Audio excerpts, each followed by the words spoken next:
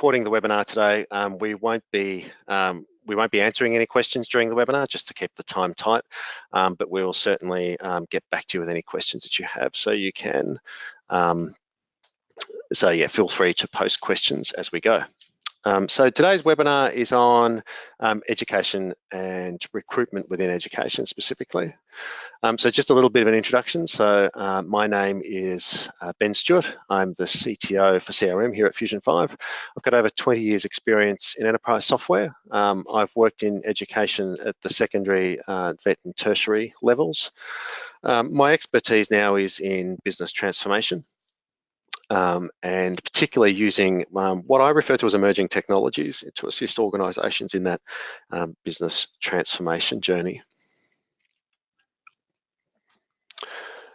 So I wanted to give you a little overview of the sorts of customers that we have in education and training here at Fusion 5. And this is where we've gained our knowledge, which is really by helping these organisations leveraging technology to achieve business outcomes. I'll use this experience that we have as an organisation, my personal experience with these customers, just to go through today some of the solutions that we've found and some of the ways that we can make an impact on business outcomes. As you can see, there's a wide range of technology, everything from student management through to HR and payroll, ERP and finance. But today, what we're specifically going to be focused on is CRM and the recruitment process, and how we can use some fairly straightforward tools to help you go through that recruitment process in an efficient way to achieve the business outcomes. What I'm going to talk about at the first part of the webinar is a fair bit of strategy around that, and then we'll talk through just some really simple examples of where technology has really been able to make a difference for the customers that we've worked with. So just a little bit on the agenda today, we're going to talk about understanding an audience from a recruitment perspective, maturing your approach, building a capability, being able to engage with potential students and be relevant in that engagement, but also some tools that allow you to refine and rework your strategy. I think this is what's missing in a lot of technology that's presented in 2019, is that it doesn't allow for the fact that businesses, as they form their strategy, may want to change that strategy or refine that strategy as they go along. And I'll just give you some really basic examples of where you can do that in the webinar today. So I want to talk a little about the millennial age. And when I talk about the millennial age, I'm talking about a period of time rather than individuals. I think the term millennials gets thrown around quite a bit, but it's actually, there is a different way now that organisations engage with all of their customers and all of the different people within that. So they can be ages from 9 months to 99 years old. So in this digital age, we've got some key challenges compared with other organisations in different industries. So I'm talking about as educators. If we think about retail and how much that's changed over the last 100 years, that transformation has been significant. But education really hasn't changed that much since the days of the Industrial Revolution, where we have that primary education, the secondary education, then we go through to a tertiary or vocational education. The challenge there is that where there is a lot of tradition in the way education is delivered, and it creates a mindset that makes it difficult sometimes to change what we do inside the education space. So I'll talk through that a little bit. In the digital age, we've seen a rapid change in why people need education and how they measure that value. And so they're quite heavily focused now on what the job outcomes are going to be for education and training. So it's very vocationally focused. And we're starting to see this even in university degrees, where universities are now partnering up with companies to use an apprenticeship model to deliver undergraduate degrees, where the student will go and learn the theory at university and then come into an office or a corporate environment and understand how to apply those skills or that new knowledge that they've learned. So as I mentioned, education is no longer that linear approach. So anyone that engages in education now is not necessarily coming out of school just looking to gain a qualification and enter into a lifelong career. There's lots of different ways that people engage with education now, either to extend learning or to give them more skills within the job so they can move through that job, or actually to change careers. And we know that people have quite a number of career changes during their lifetime. So the way that people measure that value in education has changed, meaning the way that we respond to those changing needs needs to be really agile in its approach. For organisations that are born in this digital age, and I've got some of them showing there, Amazon, Google, and Netflix, it's actually comparatively easy for them to put strategies in place where they can adapt. They've always, given they were born into this digital age, collected data that's relevant to their audience and understand what their audience wants and needs, and be able to really quickly and easily adapt to those new expectations from consumers. Education providers, our observation is, and my observation is over the year, they've always struggled with this. A lot of that's because of the tradition, but also there's a constant change of government policies and requirements that sit underneath that, which means there's a very heavy focus on compliance, which means there's not a lot of time left to refine strategies and to put in place CRMs that are actually going to deliver the recruitment outcomes that organisations need. So we've really watched providers struggle with how do they engage in this millennial age, ensure that they stay relevant. They easily get stuck into an environment where, from an education perspective, they might tick all the boxes, but they're not really engaging with their audience. And what we've helped do with customers is work with them in being able to improve that process, and in a way that's not doesn't distract the whole business from the actual process of delivering education. So I'm going to talk just a little bit about technology, because technology is something we can use as a tool to drive these business transformation and to drive recruitment. So I'm not going to harp on technology, but just suffice to say there's been a big shift over the last 3 years where technology has become available that has allowed organisations to make changes in the way that they do business. But the technology with a shift to the cloud and some of the tools that I'm going to show you that Microsoft provide today mean that IT is no longer a block to achieving business outcomes. So we're moving that blocker mentality, and there's some very user-focused tools coming out that enable users to change the way that the business works from an IT and technology perspective. But the IT teams can stay confident that the framework that they're working is secure and tick all of those IT boxes as well. It also means if you don't have a big IT department, if you're a relatively small provider, you might outsource a lot of your IT, that's okay as well, because once you get these tools set up, it's actually very easy to maintain them. And I'll show you a basic example of that shortly. One of the other key things is there needs to be interoperability between systems. And while in the past you would buy into a particular vendor, and with some vendors that's still the case, you would get locked in. Some of the technologies that I'm showing you that are provided by Microsoft today actually enable you to use solutions that aren't Microsoft solutions. And one of Microsoft's big strategies is to enable organizations to use some of those best of breed tools that they need and provide an underlying technology that supports that and enables you to increase your recruitment. And also the ability to use emerging technologies is really important as well. So there's some really great technologies that are coming out, and the ability to pick and choose those, and really importantly use them in what we call a business as usual approach. So I need to be able to take these amazing technologies and put them in my business so they can make a difference and achieve business outcomes. And we've got some strategies with customers, and I'll show you briefly those on how we achieve that with our customers. And obviously, we're going to talk about recruitment. So recruitment tends to be in education and training an isolated approach, and generally recruitment and that sales process is treated very much as a traditional funnel. So what this involves is this real shotgun approach to sales, and it's quite a traditional old way of doing sales where you feed as many opportunities into one end of the funnel and hoping that you achieve success out the other side. And the problem with the way systems are set up today is it just becomes a numbers game, and it becomes ridiculously inefficient. And we've actually observed that, and I've observed that over the years of seeing organisations attempting to get more students in the door, find more opportunity by simply doing the numbers game. And that's changed a little bit with people's expectations now. So the expectation now is that there will be a relationship formed, and you'll be able to understand the sorts of people you want to target from a recruitment perspective.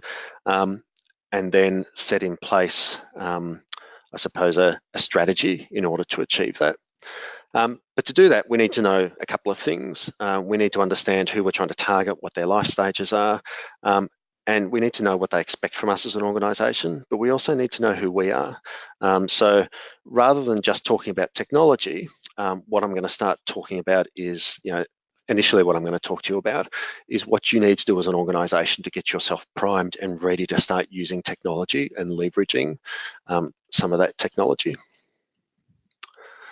So the first thing we're going to throw through and talk about is the who. And the first thing we're going to focus on is who are you as an education provider? You need to know who you are, what your goals and objectives are as an organisation.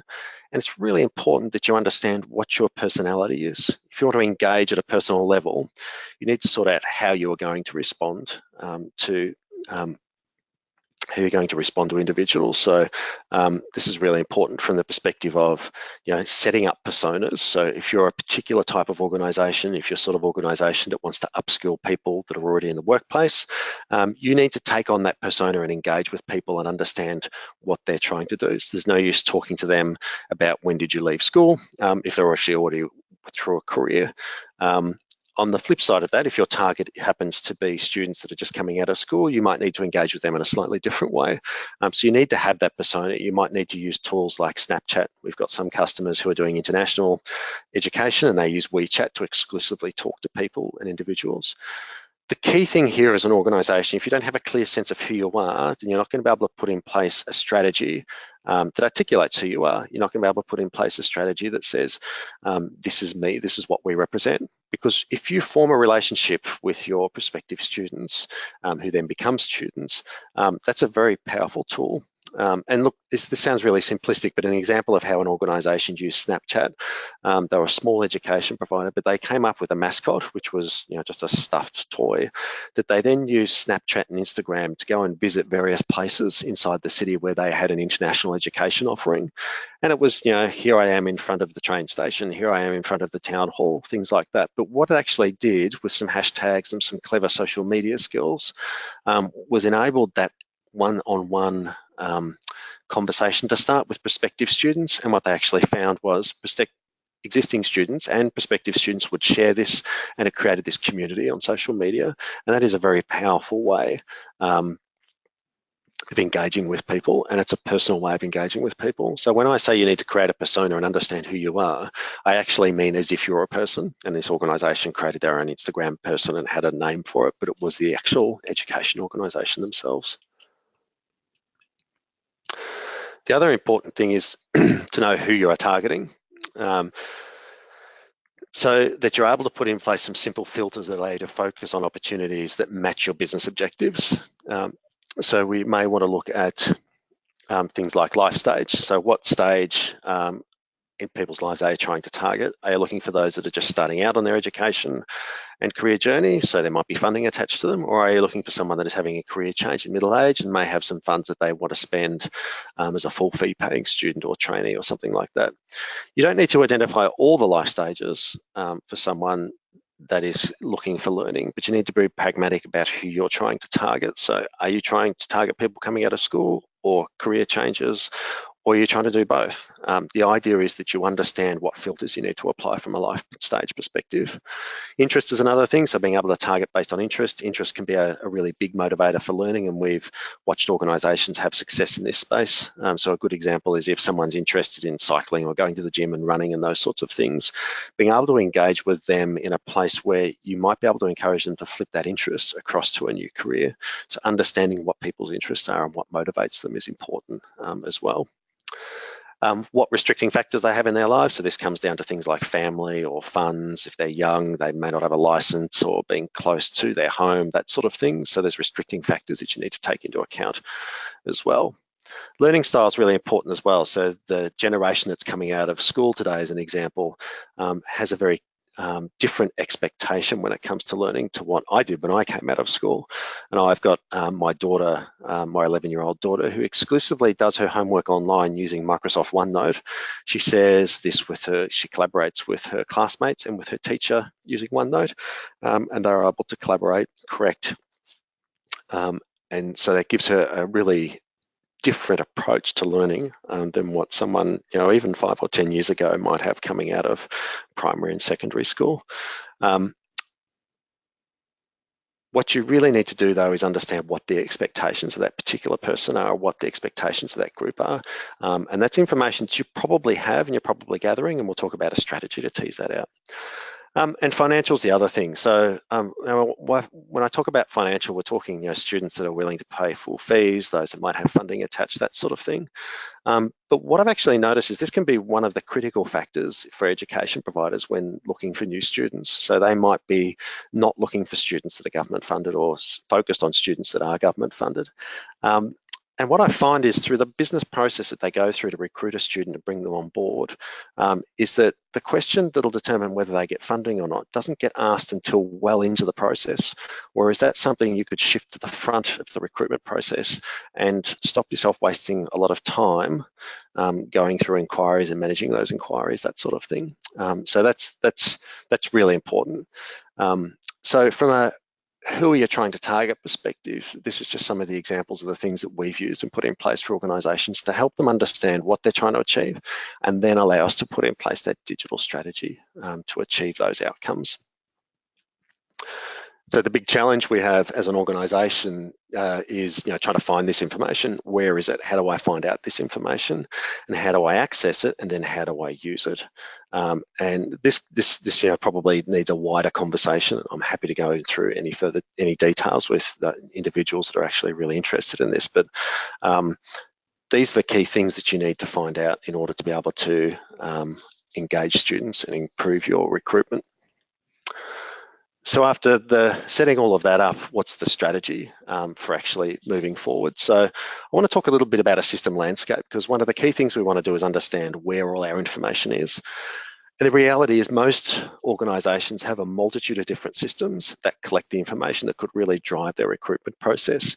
From the CRM when someone first comes in, through to student management, accommodation, student services. You won't all have these systems in place, but they are systems that contain a lot of really valuable information that can help you better understand who you're trying to target.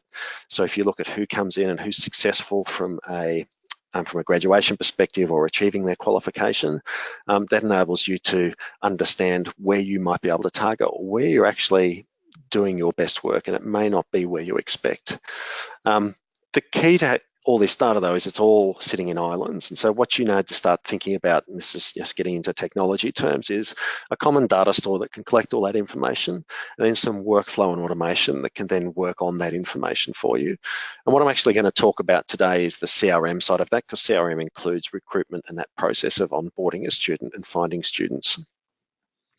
But you could utilize all the information through the entire student journey or trainee journey to be able to drive a maturity model around your business processes and the provision of education. So business transformation, I could spend an entire webinar going through this, but I think the really key important takeaway here is that we're not talking about a technology transformation first, we're talking about a business transformation. So to do this, what you need to do is understand your business objectives, and that's sort of what we've talked about in the last few slides. You need to be able to leverage existing systems. What we find is the ability to leverage existing systems, bring in new technology strategically, where it's really going to make a difference. So a good example is if you already have a CRM system in place, or if you have a student management system in place or a finance system in place, just replacing those systems in isolation may not necessarily help you meet your business objectives. Now, it might be part of the strategy, but going in thinking, well, I need to swap this CRM for another CRM and that'll improve my student recruitment, doesn't necessarily hold true. What's really important is that you are able to align those investments in technology with your business outcomes. And ideally, what you want to do is leverage the existing systems that you have in place.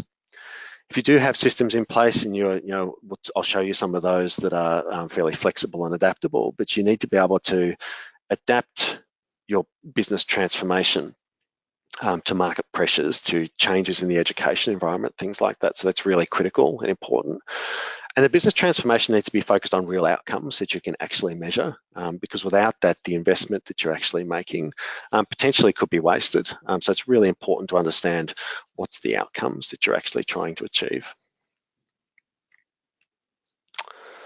So obviously, one of the key focus areas that we talk about when it comes to business transformation and assisting that business is using technology. And to do that, we think about, I suppose, the business and the technology in what we call a maturity model. So across different parts of the business, you're going to have different capabilities and be at a different level of maturity on the maturity model.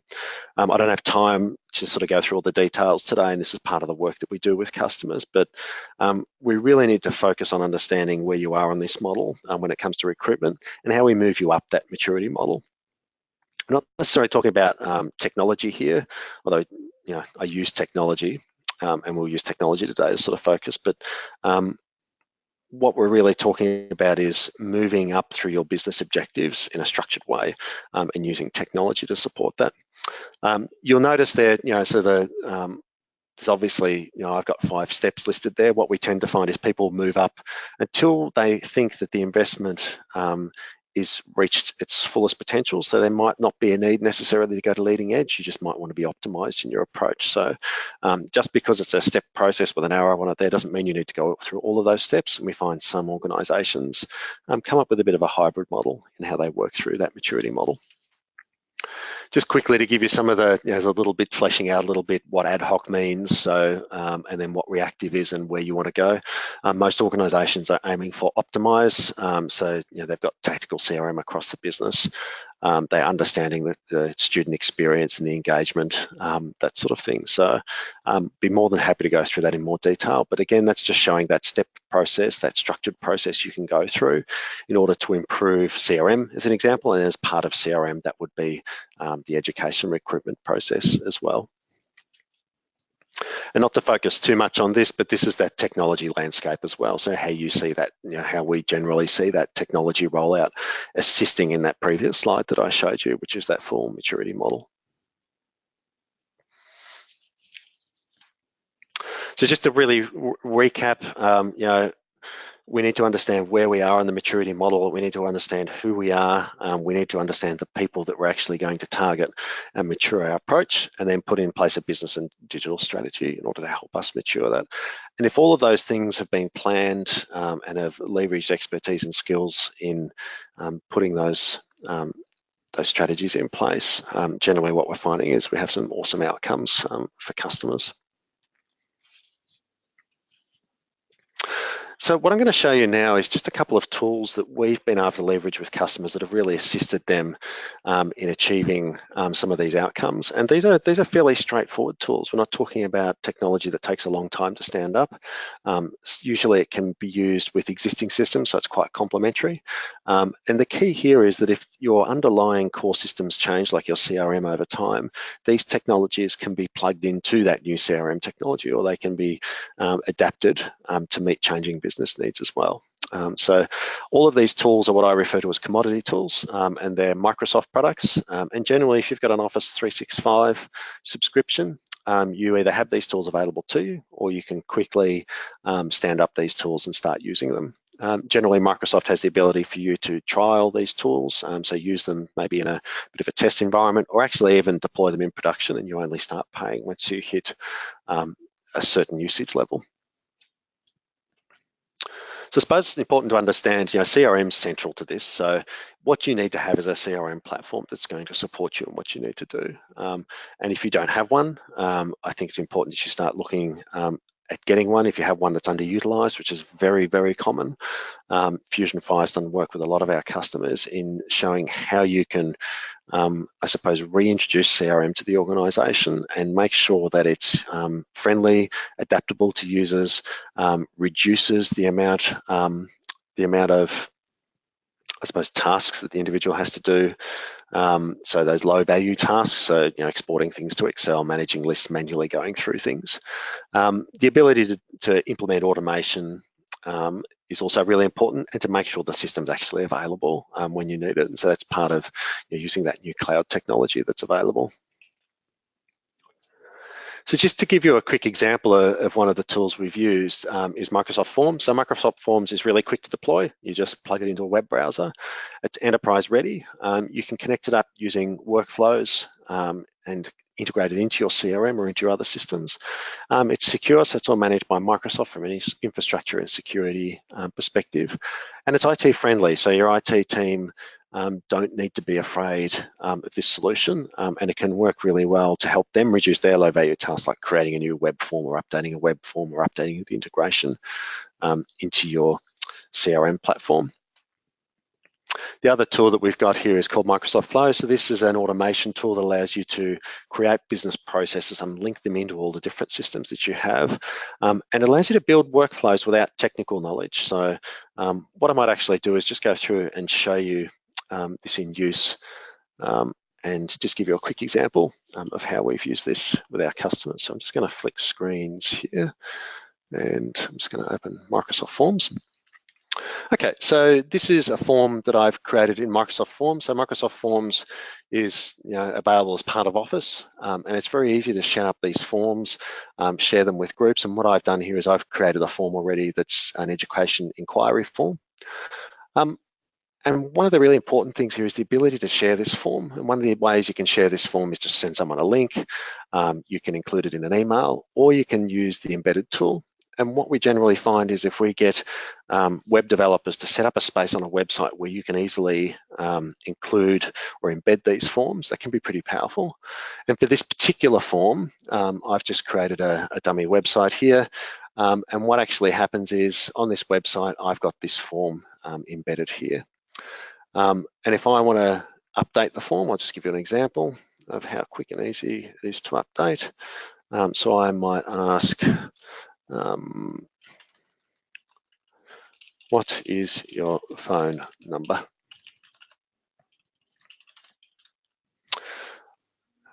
And if I now go and check, now that I've updated that form, if I go back to the website where that form's embedded, immediately I can see that's updated with what is your phone number. Where the power really comes into this is when you go into a tool called Microsoft Flow. Excuse me while I sign into this. So Microsoft Flow is that workflow engine that organizations can use to automate a lot of what they do. I'm going to show you a very simple example of that, but you can see there's templates here for all different sorts of things. It's connecting systems together that aren't just Microsoft. So there's a range of different utilities. There's even the Google products, Facebook, a whole range of tools that you can use. And Microsoft have actually created some templates as well. So you can go through and choose these templates and adapt them to your business. What I'm actually going to give you an example of today is the ability to create a flow that takes that Microsoft form and if it's inquiry and insert that into your CRM. So I'll just really quickly go through and show you. I'm going to create a workflow from blank. And what I get is a list here of all the different connectors that I have. So I know that I want to use the Forms application. So I want to use Microsoft Forms. I want to say when a new response is submitted.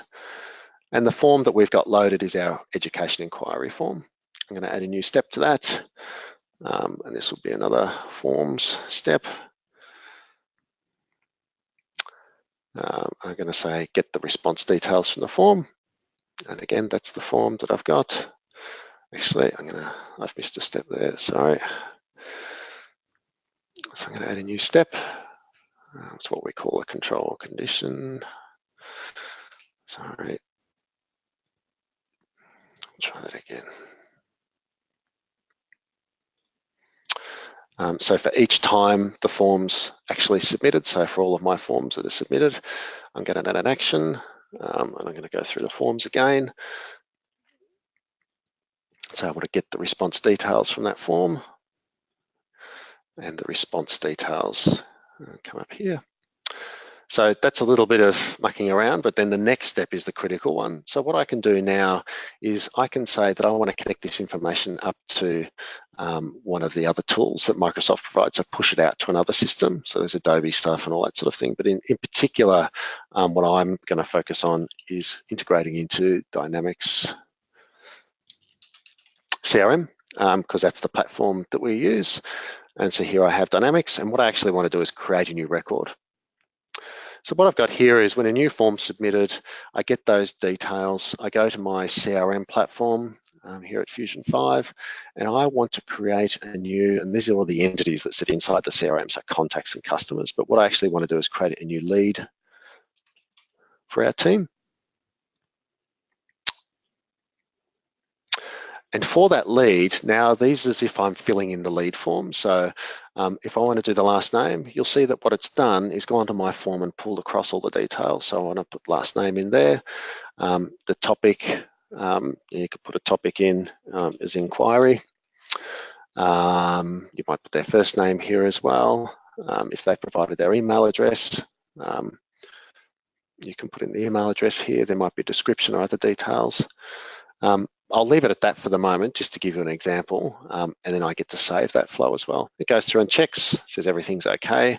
So what I have here is a very basic workflow that I've set up without the need for help with IT. So the training for this particular product's available on Microsoft and YouTube and places like that. Really easy to use, designed for business users. So I've saved that flow, and I'll just go in and make sure my leads are going to show up here. So this is Dynamic CRM. And what I actually want to have happen is if I submit a form, I want that data to drop into Dynamics. So if I go to my website form here, on my website, which has now been updated with details, and what I'll do is I'll tell Flow to test so we can see it updating. Okay, so I'm going to go through and put my name in, Benjamin Stewart.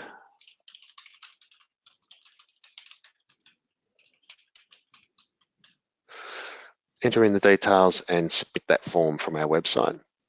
If I go back to Flow, what I'm actually going to see is Flow is running that now. It's gone through, a response has been submitted, and it says now it's got those response details and created a new entry inside the CRM.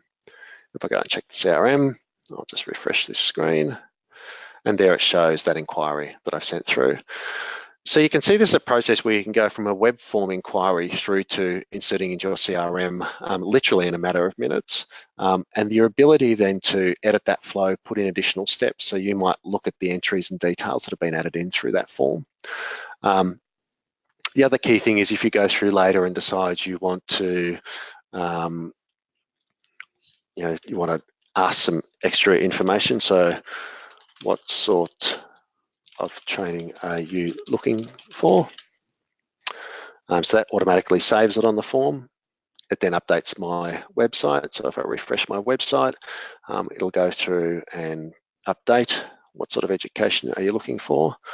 And when I go back to my flow, what I can actually do then is decide, okay, I actually want to add some more information into the CRM when someone submits a form.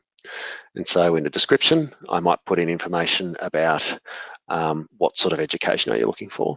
And you can see it's updated that automatically from the form there. And so that's then saved into your workflow. So I suppose that's just an example of the sorts of technology that you can use to start to automate some of those workflows. And if you think about what you can do with this tool potentially, in the Microsoft Forms space, you could gather some really critical information that allows you then to determine the workflow. So if someone puts in that they're of a particular age, you can actually modify this workflow, send them an automatic email and say, thanks for your inquiry. We're currently not having we're not taking in students that are of your particular profile, but we'll let you know later. And only put those into the ones into the CRM or the ones that you actually want to focus on that meet that sort of audience that you're trying to target as an organization. Just to go back to the presentation, there's some other tools. So this reporting and analysis tools. So within that same product suite that we talked about, where there's Microsoft Flow and Dynamics and those sorts of tools, there's also reporting. The really cool thing about these reporting tools is they're relatively inexpensive to get started. And this is common amongst reporting tools these days. You don't need tens of thousands of dollars of licensing. You can start up fairly quickly and easily. And what you can actually do is push information from other systems that might sit on your premises or somewhere else, push that data up into a central place where you can start to do some of that reporting. And some of those Microsoft Flow tools that I showed you can actually look at those reports and create actions based on those reports. So if you have a particular metric that you're monitoring in your business and something changes, you can actually create a workflow using Microsoft Flow or some of the other tools in order to start to make changes within your business. Social media is a big thing as well. So in that Microsoft Flow tool that I showed you, you can actually listen out for particular hashtags or mentions on your social media account. So if you set up a hashtag and start a campaign that says, I want to study at your education organisation, you can listen out for that and really start to engage your audiences. And if someone, sends out a social media post and uses your hashtag, you can actually then create a lead and opportunity in your CRM platform using those tools that I just showed you, which are fairly straightforward, really easy to use. The other piece is these citizen apps. So what you're actually able to do is set up apps for your internal staff that enables them to go in and create apps that are pretty powerful. And I might just, if you just indulge me, I'll just quickly show you one of those apps and how quickly it is to set up a Power App. So what I'm actually just going to do here is create a new Power App that actually looks into a CRM system. So these Power Apps, when deployed, go to mobiles. It can be used on websites or actually embedded inside other applications. But what I'm saying here is I want to set up a Power App that uses some of the data sources that I have available to me. I'll just go through. So what I'm going to say is I want to set up a phone application using Dynamics. This is my Dynamics application. I want to use the leads table. So this might be the ability for someone to enter or update leads using a small mobile application. And the good thing about this tool is while I'm using Dynamics data, I actually pull data in from other data sources as well. So, I talked about that common data store that can give you information that helps you drive that business strategy that you have. And then you can build an app on top of that and make it available to your staff. So this is an example of the app. I'm just going to update one of these fields here so we can actually see. So this is the first name of the person that we want to see. And we'll make this the surname in my app. Oh, sorry, last name. And what you can actually see here is when I actually play this app. So this is how the app would look on a phone. I can go into the details of that lead. And I might say, if you look back on the actual inside Dynamics, the leads that I have, so that's me there. So this is the same lead through Dynamics, but what I'm actually seeing it through here is through the Power App that I've just created. And I can go through and say I want to update the phone number. So this could be someone out in the road who updates the phone number there. And then it saves that. And what it's actually doing is saving it back actually into the CRM platform here. So if I go back, sorry, I'll just open up this lead again. What you'll see is the mobile phone numbers now being filled in. So that's a pretty powerful tool that you could use to streamline some of your business processes, because inside these leads, you might have other details that pull through from other systems if they've been a student before, that sort of thing. So what we refer to this as a citizen app. So this will run off a mobile phone as an actual app itself. And we've actually found customers who've used this to leverage things like streamlining processes for users. This can also link in with Flow. So if someone fills out a particular detail, Flow might send an email to someone. There's no limit to the possibilities that you can use this to help improve business process. So I'm just starting to run out of time, so I'm just going to move it along a bit. So look, when it comes to improving recruitment, I've talked a little bit about technology, but the key thing is you need to be holding conversations with the right people, and you need to identify who you are.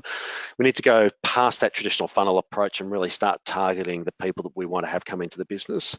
We want to utilize the existing data you've got. We want to use some really smart technology just to speed things up and make it easier for staff to be able to start using some of these systems. You don't want to replace entire systems. You need to make sure that any system replacement is part of a business strategy. That's a lot of work that I do, sitting down with customers, understanding what that strategy is going to be and where they might be able to improve their systems and processes and able to achieve that particular strategy. So the only other thing I just wanted to give you a brief overview of is Fusion 5. So Fusion 5, we deal in quite a number of areas in applications and innovation and enterprise services. We've been around for 15 years. I showed you some of the customers we're working with in education and training. We actually deliver a lot of solutions across the board. So I talked about CRM, HR and payroll, reporting, helping you manage your services in-house. We have a student management system that we've built as well that can actually link into those tools that I talked about. So if a student status changes or something like that, we can set up workflows that set out that information. We've had a lot of success. We've got over 800 customers and offices across Australia and New Zealand. I've taken up more time than I intended to, so thank you for attending the webinar today. If you've got any questions, then please send them through to Richard, who is the organizer of the webinar today, or myself. And I very much appreciate your time. This webinar is being recorded, so a recording link will be sent through to you. If you've got any questions, please feel free to put them in the question section of GoToWebinar now, and we'll get back to you via email. Thank you.